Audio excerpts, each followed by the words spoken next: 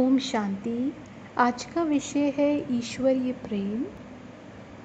एक बहुत ही सुंदर गीत है मुरली का, महफिल में जल उठी क्षमा। और उसके बाद बहुत ही अट्रैक्टिव लाइन आती है, प्रीत बनी है संसार में मर जाने के लिए। और आज की मुरली भी ईश्वरीय प्रेम के बारे में ही है। बाबा के दिलाराम बाप के दिलरुबा बच्चे, उनकी निशानी आज बाबा ने बताई। तो क्या ईश्वरीय प्रेम मुश्किल है? क्या हमने पहले प्यार का अनुभव कभी नहीं किया? क्या आत्माओं से हमने कभी प्यार नहीं किया? तो फिर ईश्वरीय प्रेम मुश्किल लगता है तो क्यों? क्या ईश्वरीय प्रेम से हमें डर लगता है क्योंकि बाबा कह रहे हैं कि बच्चे मैं तुमको वापस ले जाने आया हूँ। ये घर वापसी की पढ़ाई है। मैं पहले की तरह, कल्प पहले की तरह आया हूँ तुमको ले जाने के लिए। तो उसके लिए मरना पड़ेगा। जैसे हम जानते हैं ना, पढ़ते हैं मर जीवा जन्म। तो प्यारे बाबा की जो ये मीठी मीठी बातें हैं, इनको लिटरल मीनिंग में, लिटरल सेंस में नहीं लेना है। क्योंकि जैसे मरने की बात है तो आत्मा तो कभी मरती नहीं ना, ये तो हमें पता है। आत्मा एक एटर्नल जर्नी पर है। तो कैसे मरना है? तो बाबा की जो बातें होती हैं वो गहरी होती हैं। बार बार जब हम प्रयास करते हैं तो हमको समझ आता है कि जब हम आत्मा शूद्र से ब्राह्मण में ट्रांसफ़र हुए तो मर्जीवा जन्म, यानी मुर्दा हम पहले थे और ज़िंदा हम अभी हुए हैं। बाबा ने हमें जीवन दान दिया, जिया दान दिया। तो मरे हुए हम पहले थे, अभी नहीं मरे हैं, अभी हमको जीवन मिला है। तो लिटरल सेंस में नहीं जाना है, जो शब्द को केवल उसी अर्थ में ले लिया। जैसे बाबा अक्सर कहते हैं ना कि सब कुछ भूलो और मुझे याद करो। देह को भूलो, देह के संबंधों को भूलो, देह के पदार्थ, सब कुछ। तो भूलने को ऐसे हम क्या बोलते हैं? सब कुछ याद ही तो रहता है, नज़र के सामने भी रहता है। तो सूक्ष्म रीति से समझना है, प्रयास करना है बार बार, तो हमें समझ में आता है कि बाबा जो कह रहे हैं उसका यथार्थ अर्थ क्या है। तो महफिल में जल उठी क्षमा और प्रीत बनी है संसार में मर जाने के लिए। तो प्यार का अनुभव हम सभी ने किया है। जो प्यार हमने आत्माओं से किया है वही प्यार हम अब परमात्मा से कर रहे हैं। तो प्यार कोई नई चीज़ तो नहीं है। तो मुश्किल क्यों है? इस पर कुछ चिंतन करते हैं। जैसे अगर हम एनालिसिस करें तो जब हम अपने जीवन में, लौकिक परिवार में प्यार करते हैं अपने माता से, पिता से, दोस्तों से, कोई भी है, तो हम सबको अनुभव है, कुछ कॉमन कैरेक्टरिस्टिक्स होती हैं प्यार में। जैसे किसी के लिए भी आप अफेक्शन फील करते हो तो वो आपको अच्छा लगता है। तो अब हम अपने आप से पूछें, क्या बाबा हमको अच्छा लगता है? फिर उनको हम देखना पसंद करते हैं, तो क्या बाबा को देखने का मन नहीं करता? बाबा को नहीं देख सकते हम? बाबा की फ़ोटोज़ हमारे पास हैं, वो ठीक है, लेकिन बाबा को कैसे देखना है? मन की आँखों से देखना है, ज्ञान के नेत्र से देखना है। तो जैसे हम आत्माओं से प्यार करते हैं तो उनको देखने का मन करता है, तो बाबा को देखने का मन नहीं करता है। ये हम चेक करें, खुद से पूछें। फिर और क्या क्या पॉइंट्स होते हैं, क्या क्या कैरेक्टरिस्टिक्स होती हैं उनके साथ जिनसे हम प्यार करते हैं, ज़्यादा से ज़्यादा हम समय बिताना चाहते हैं। फॉर एग्ज़ाम्पल, बेस्ट फ्रेंड है अगर कोई, तो हम चाहेंगे कि उनके साथ हमें ज़्यादा समय मिले, ब्रेकफास्ट भी उनके साथ करें, लंच भी उनके साथ करें, डिनर भी उनके साथ करें, उनके साथ घूमने जाएं, उनके साथ अपनी हॉबीज़ को शेयर करें। और अगर हमारी हॉबीज़ अलग अलग होती है तो क्या करते हैं, उनकी हॉबीज़ को हम खुशी खुशी एक्सेप्ट कर लेते हैं, उनके रंग में रंगने लगते हैं।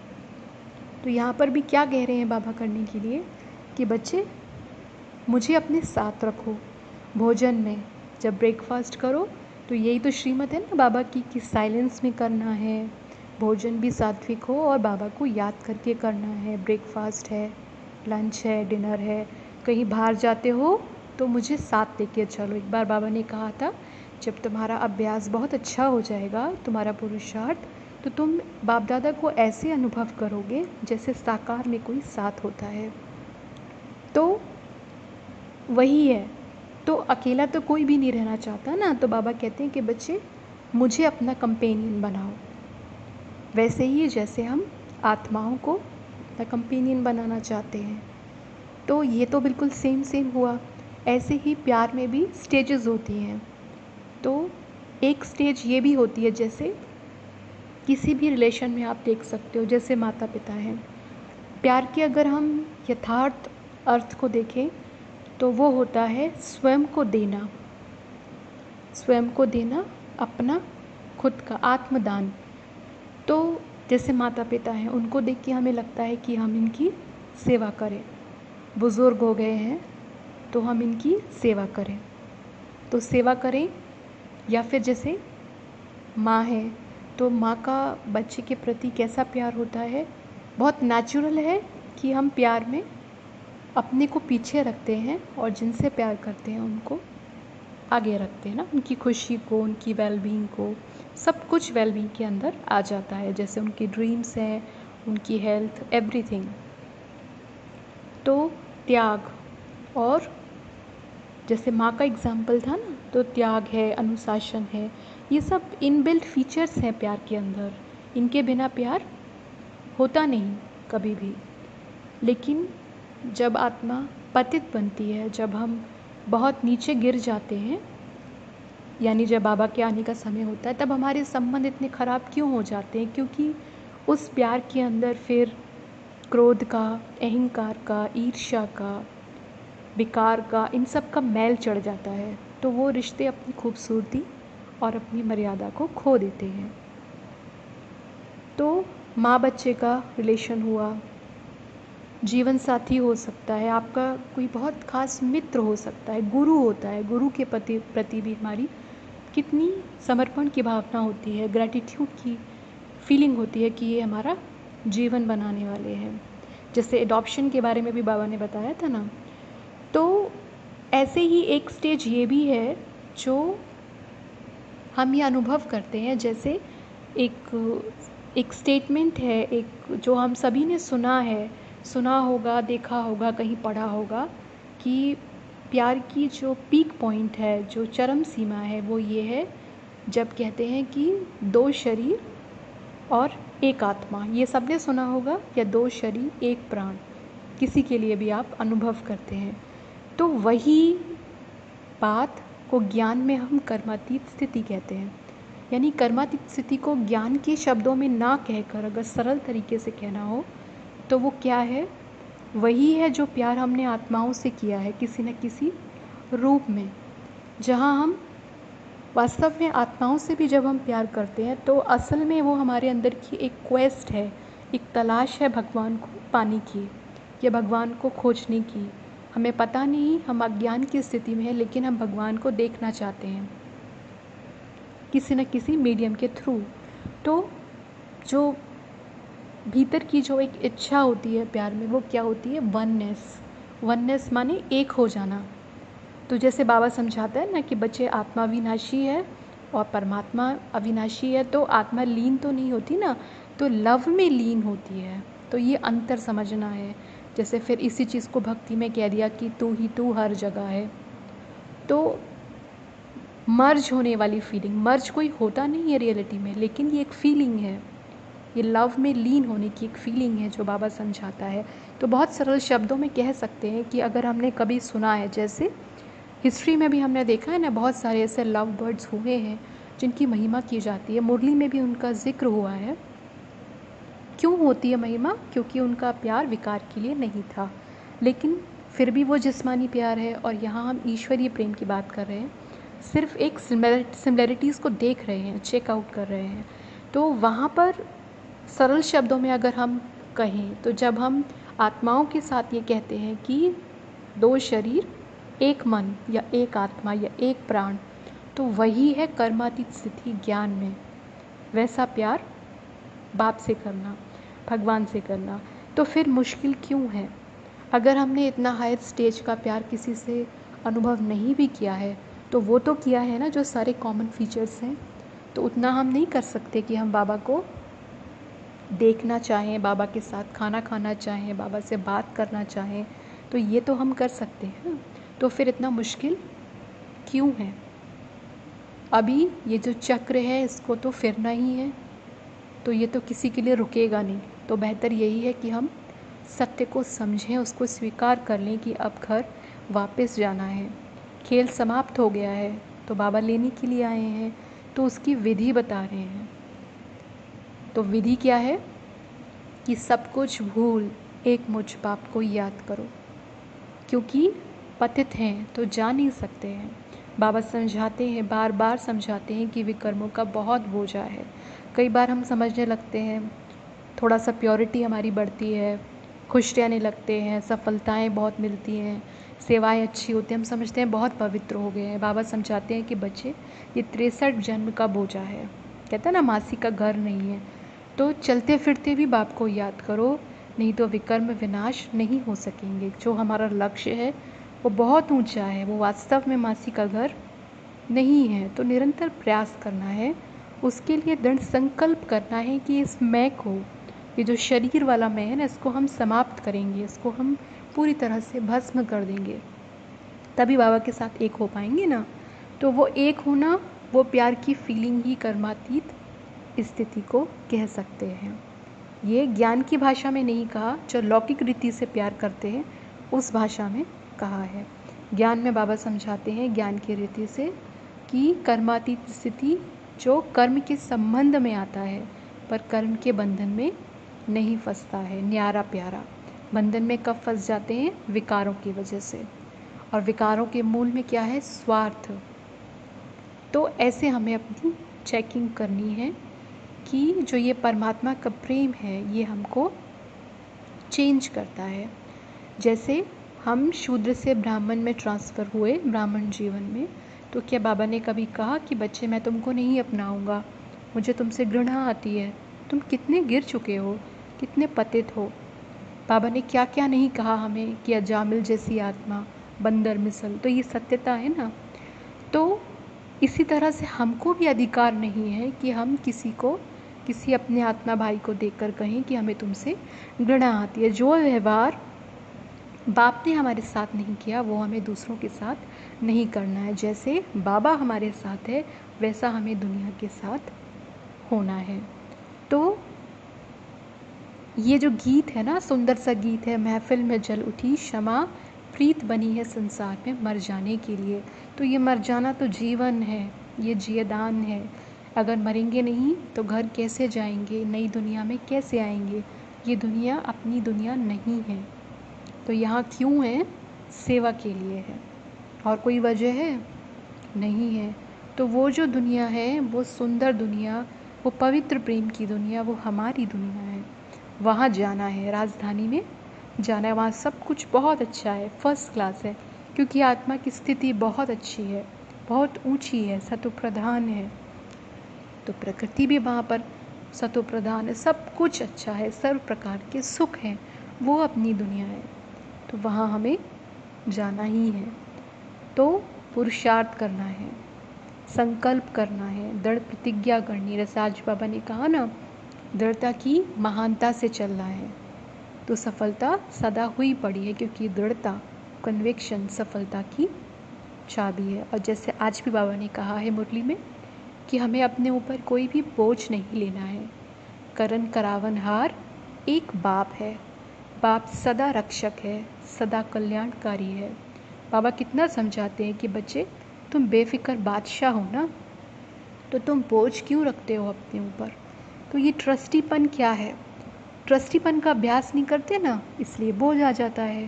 तो ट्रस्टीपन क्या है? ट्रस्टी का कुछ भी अपना होता नहीं है, तो उसमें पुरुषार्थ करना है, उस मैं को, शरीर वाले मैं को पूरी तरह समाप्त करना है, और मैंपन को, यानी मैं और फिर जितनी भी चीज़ें मैंपन में आती हैं। तो ट्रस्टी का कुछ भी नहीं है, मतलब कुछ भी नहीं है। तो सबसे पहले तो देह है, और देह के बाद सारी चीज़ें जो देह से हमको मिली हैं, देह से जुड़ी हुई हैं।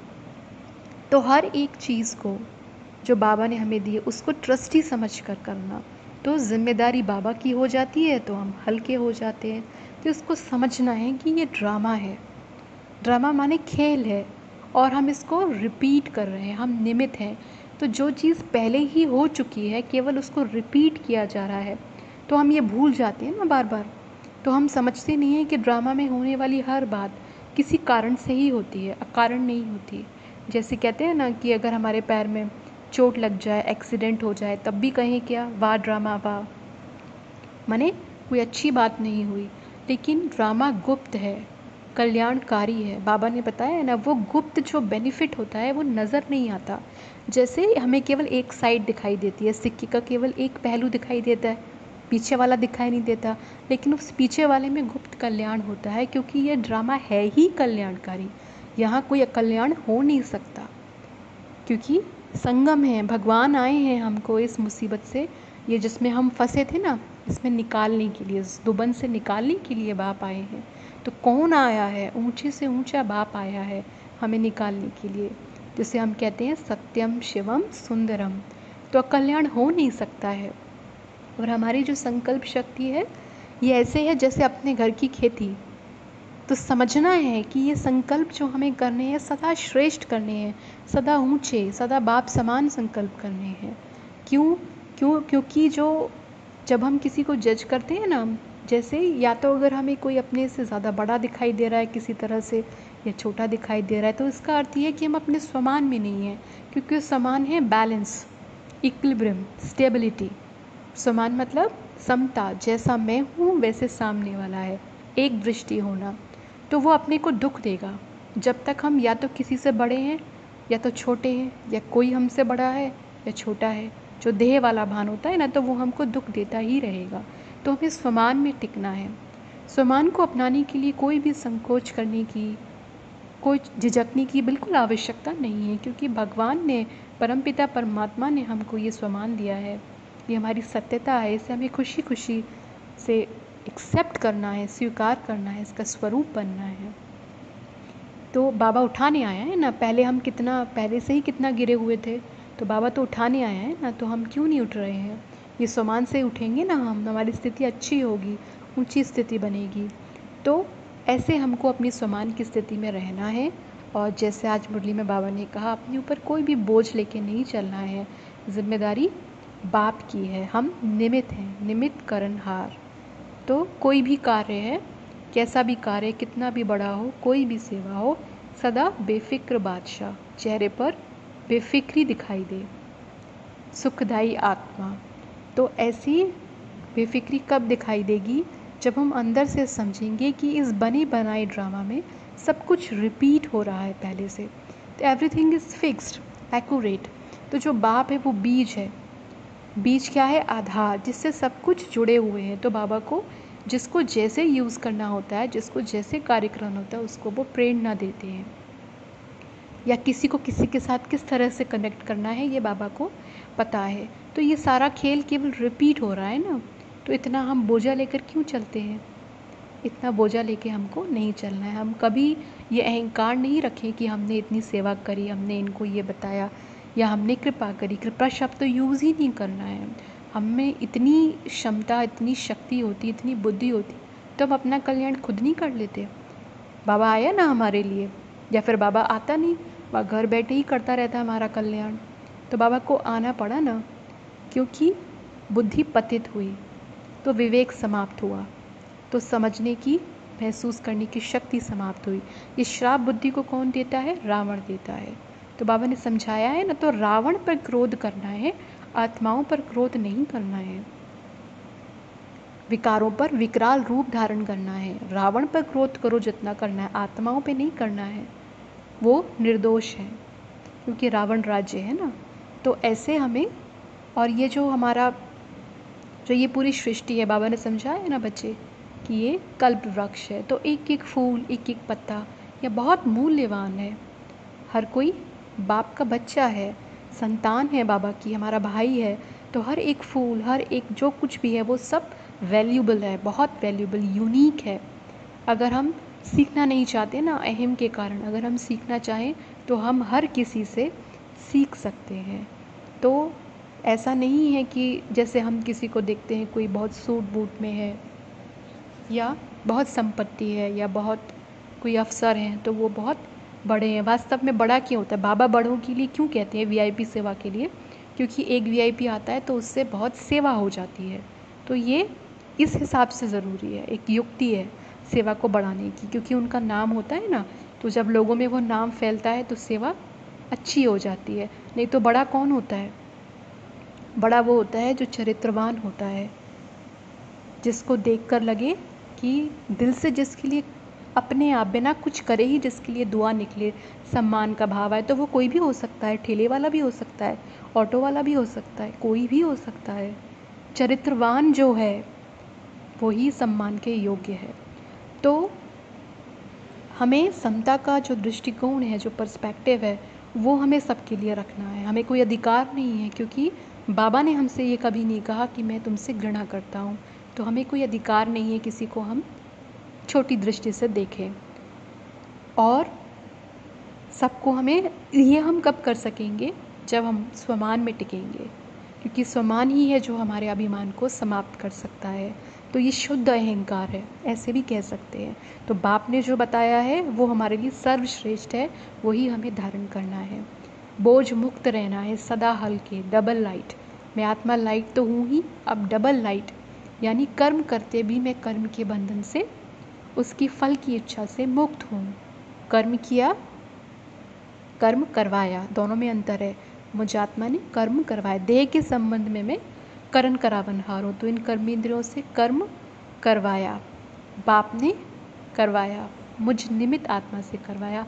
फिर कर्म से जैसे ही पूरा हुआ, डिटैच, न्यारे हो गए। तो बाबा कहते हैं ये अभ्यास तुमको सारे दिन में करना है। तो समझना है कि बनी बनाई बन रही है, इसको बार बार याद करिए, बार बार अपने अंदर इसको आत्मसात करिए कि बना बनाया ही बन रहा है, कुछ नया नहीं हो रहा है। भूल जाते हैं, लगता है कुछ नया हो रहा है तो लगता है अरे हम कर रहे हैं, हमने इतने बड़े बड़े काम कर दिए, अरे इतना बड़ा बाप आया है वो करवा रहा है। तो वही हो रहा है जो पहले हुआ था। तो हम ये ध्यान रखें, क्योंकि जितना हम निरहंकारी रहेंगे, जितना समता का दृष्टिकोण पर्सपेक्टिव रखेंगे, उतना ही हम खुश रहेंगे। तो हमारी स्थिति क्या होनी चाहिए? सर्व के लिए शुभ भावना, शुभकामना, यही हमारी हेल्दी स्टेज है। मन और बुद्धि की स्वस्थ स्थिति क्या है? कि सर्व प्रति शुभ भावना, शुभकामना होनी चाहिए। ओम शांति।